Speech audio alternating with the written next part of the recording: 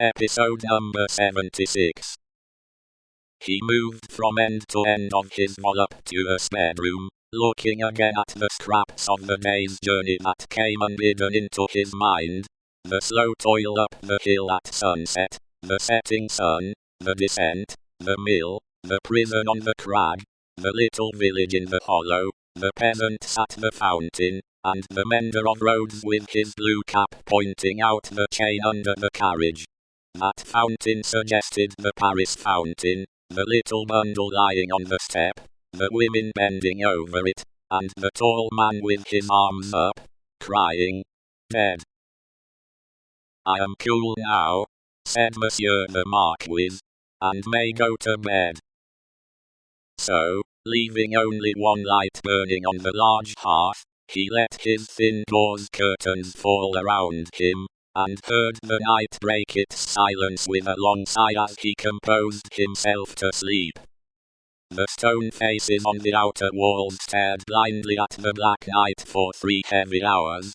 For 3 heavy hours, the horses in the stables rattled at their racks, the dogs barked, and the owl made a noise with very little resemblance in it to the noise conventionally assigned to the owl by men poets.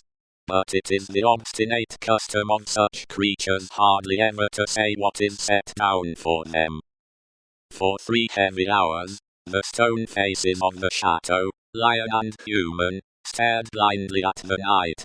Dead darkness lay on all the landscape. Dead darkness added its own hush to the hushing dust on all the roads. The burial place had got to the pass that its little heaps of poor grass were undistinguishable from one another. The figure on the cross might have come down, for anything that could be seen of it.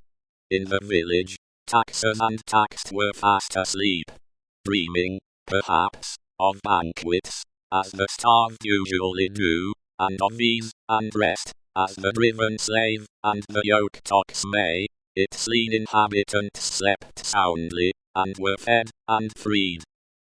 The fountain in the village flowed unseen and unheard, and the fountain at the chateau dropped unseen and unheard, both melting away, like the minutes that were falling from the spring of time, through 3 dark hours. Then, the grey water of both began to be ghostly in the light, and the eyes of the stone faces of the chateau were opened.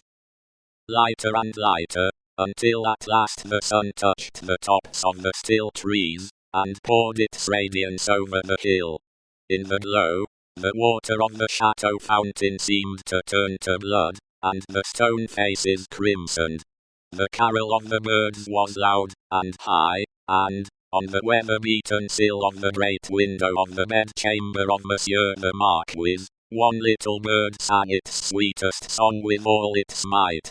At this, the nearest stone face seemed to stare amazed, and, with open mouth and dropped under jaw, looked awe-stricken.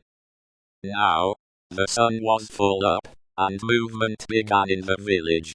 Casement windows opened, crazy doors were unbarred, and people came forth shivering, chilled, as yet, by the new sweet air. Then began the rarely lightened toil of the day among the village population.